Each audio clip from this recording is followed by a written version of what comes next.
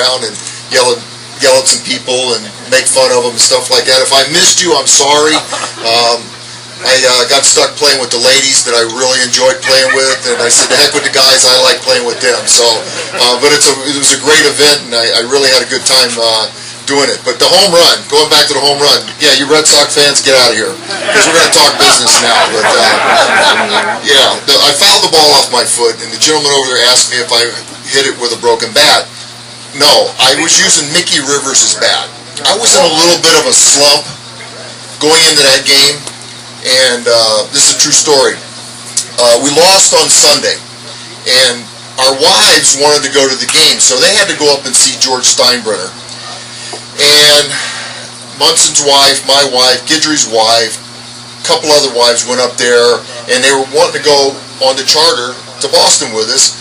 And Steinbrenner wasn't in a real happy mood, and because we lost the coin flip, and he got mad because called heads, and he said you should call tails. And so he looked at my wife and he goes, what have you been feeding him? He's like 1 for 24. You better break out of it. And so she told me that night when I got to the hotel. Now I got really pissed. So we're going out to dinner with everybody, and I get on the elevator, and I'm going down the elevator, and we stop on the floor, and the door's open, and guess who's standing there? The boss. He gets in the elevator, and I'm like ice cold because I'm mad.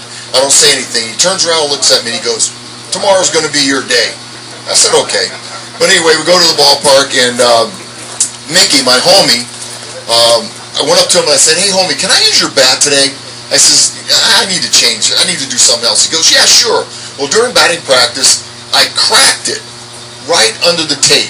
He taped his kind of like mine, and I got a hairline crack. So in the 7th inning, when I fouled the ball off my foot, I didn't wear my guard that day. I had a bootleg guard because I had a blood clot in my leg all year, and every time I fouled the ball off, it would swell up. So anyway, I go back to the on-deck circle, and he comes over and he goes, hey, homie, you got the wrong bat. And I wasn't really paying attention.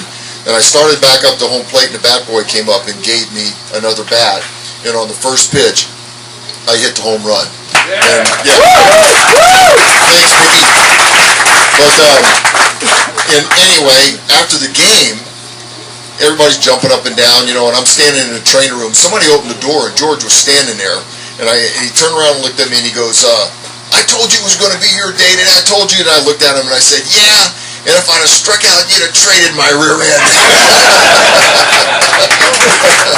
But, no, those teams were great. We had some great teams that I played on. I'm very fortunate. It's a tremendous honor to be a Yankee in the first place. It was my dream as a kid to be a Yankee, and to be able to come over there, to be a part of that. I remember the first day that I walked into Yankee Stadium, put the uniform on. I'm walking in, and the first thing Billy Martin said to me when I walked in, he goes, "Get a haircut," because I had long hair. And I said, okay, but there is ghosts that fly around in the stadium, in the locker room, because I saw them, But it was just a tremendous honor to be able to be a part of that organization and play with those guys like Guidry and Munson and, Lou Piniella. I mean, just tremendous guys. And we had a lot of fun. But I'll tell you one funny story. Mickey Rivers, he told it at the fantasy camp last year. Mickey's a character. And he had to, a lot of times he didn't really want to play, and they had to, give him a few bucks to play. So one day he was not really feeling too good, and so Billy goes up to him and he goes, and this is like 5 minutes before the game, he goes, okay, Mick, I'll see if I can get you some money. I'll get you a check. He goes, no, I don't take checks. So he calls up to George, true story, they send him $5,000 down in an envelope. Now, it's about 2 minutes toward the game. So Mickey takes the $5,000 and he puts it in his back pocket. Goes out, first inning, no problem, comes up. He's the leadoff batter. He singles to right. He goes to first base. Now, he's got the $5,000 in his back pocket. Munson singles on a hit and run. Mickey takes off. Munson singles right, but Mickey slides in the second. And when he slides in the second, the money pops out. So now there's money all over around second base. Thurman's rounding first going, run, Mickey, run. He goes, no, fat boy, not until I get my money.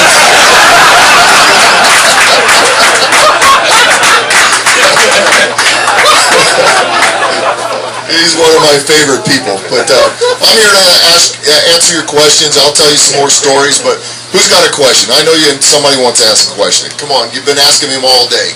Right here. Where were you the day Thurman Woodson died, and what happened that day? One of the saddest days of my entire baseball career. I was in the Twin Towers, and we had played the Chicago White Sox the night before. Last time I saw Munson, I was sitting on the bus. He walked across the street. He's with Bobby Mercer and his wife Kay. So we got back to New York, and I was in the Twin Towers. I come down after eating dinner, and I asked the attendant to go get my car, and he comes and he goes, "Aren't you Bucky Dent?" I go, "Yeah." He goes, "Boy, it's a shame what happened to Thurman." I go, "What are you talking about?" He goes, "He got killed in a plane crash." And I kind of like buckled my knees, and I sat down on my car, and I started getting tears in my eyes. I said, "Was there anybody in the plane with him?" And he goes, "Yeah, there was 2 other people." And my first thought was it was Mercer and his wife, but it wasn't them.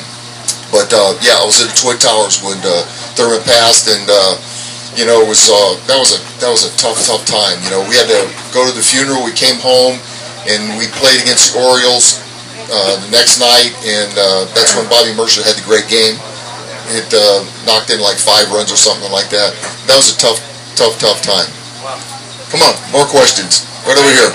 There's a rumor going around Yorktown that Mickey Rivers' bat is corked. Get out of here. Mike Torres started that. You're a Red Sox fan?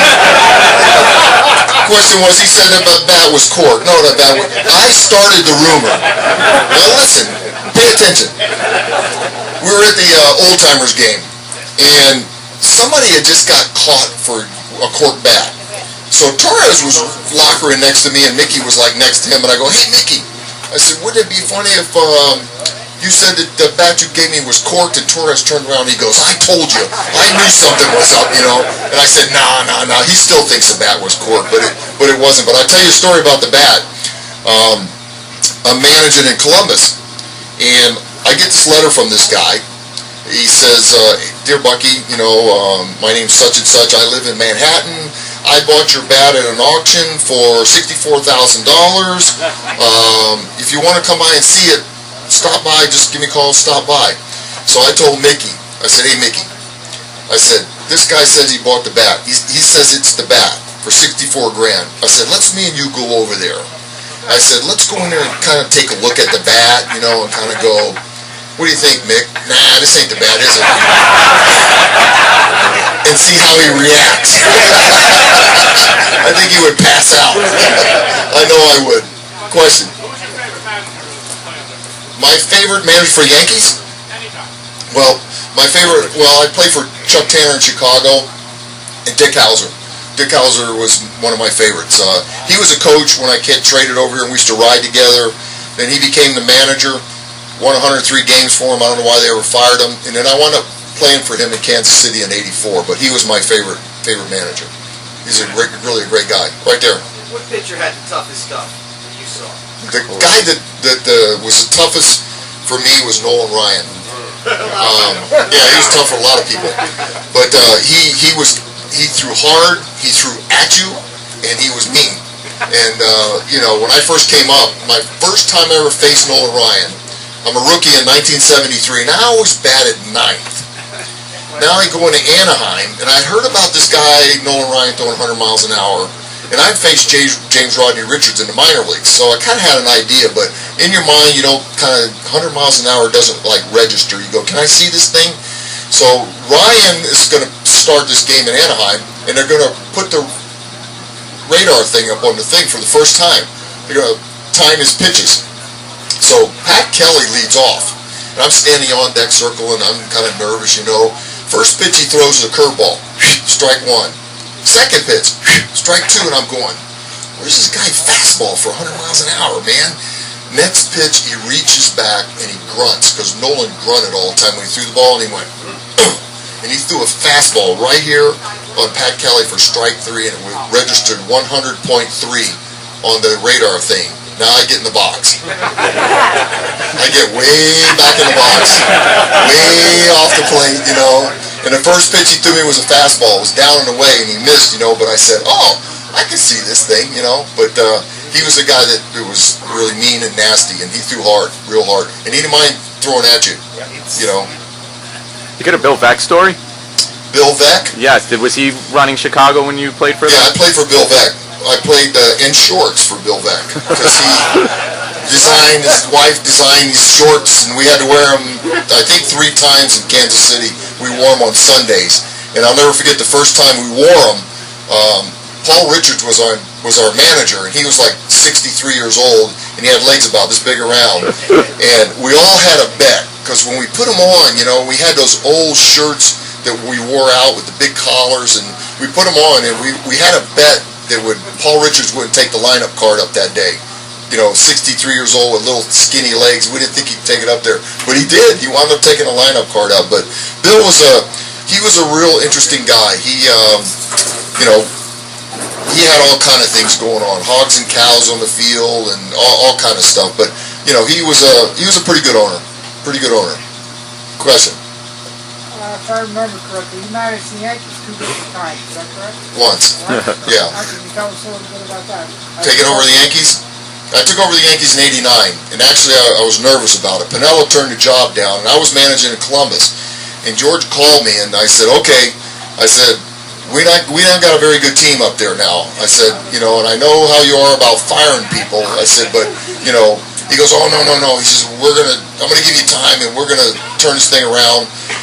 I said, okay. So I took the job, and I came up at the end of '89 and got fired in Boston in '90 of the next year. You know, we were right in that period where we weren't very good. You know, there was in a transition. Bernie Williams and all those guys were really young. They weren't ready. Like now. Like now. Yeah, exactly. Like right now. They're in a transition. They were old, and Lou didn't want the job. He was a little smarter than I was, but I said, I'll take it. Question over here. Come on. Do you regret taking the job? No, never regret taking the job. It was a great experience.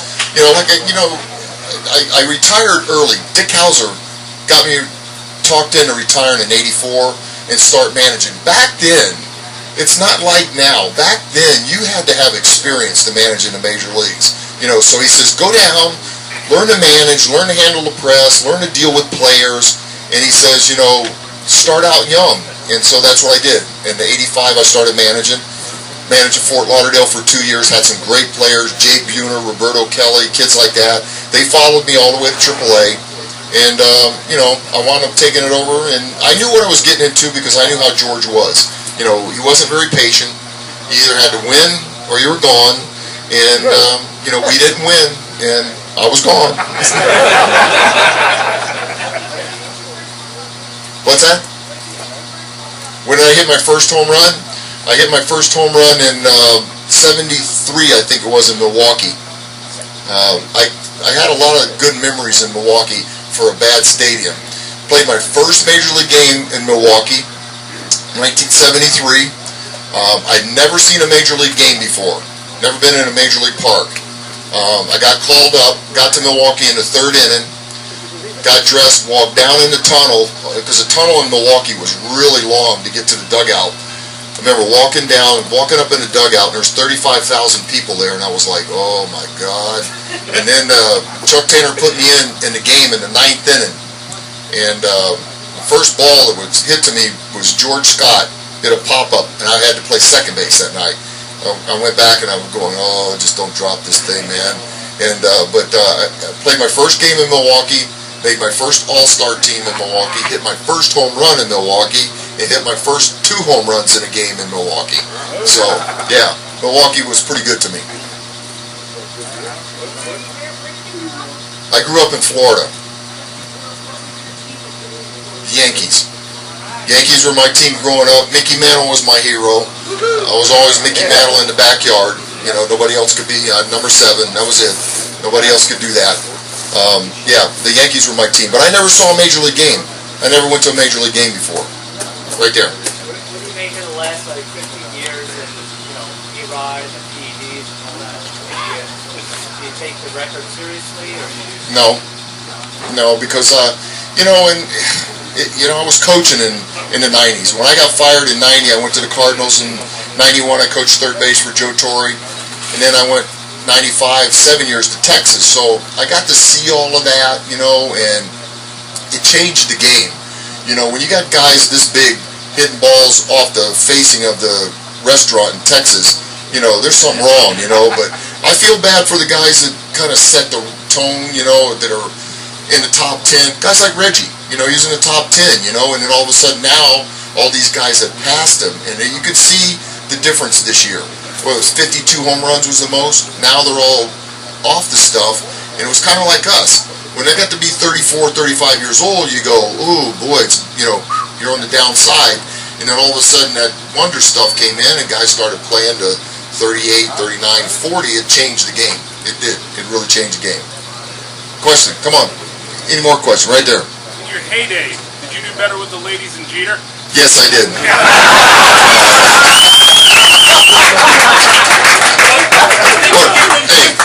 What a question. My sister had your poster.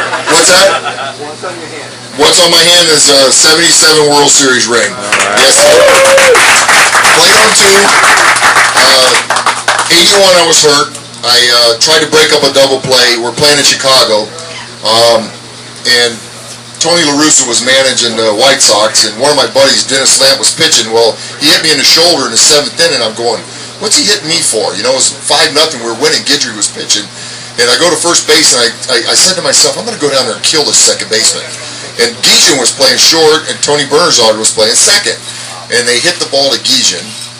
Bernazard comes across the bag, and I go to kick him like that. And I missed him. And I put my hand down, and I hit the bag, and I snapped my ligament. So I had to have surgery, and I missed the 81 World Series. And but, you know, I tell you what, there's nothing better. I saw Chambliss hit his home run in '76. I thought it was the most awesome thing. And then I get traded to the Yankees, and I'm standing the last out in the 6th game when Reggie hit all the home runs. Mike Torres is the pitcher. And I'm saying to myself, what am I going to do here now? Am I going to run, jump on Mike Torres, or am I going to run for my life? You know, like I saw Chambliss do. Well, you know, Lacy popped the ball up, the bunt. Torres catches it, and before I could get to the mound, there'd be 5,000 people at the mound. I mean, it was crazy. And trying to get back to the dugout, I mean, people were grabbing at everything, and, you know, I mean, it was crazy, but it was something that you never, ever forget.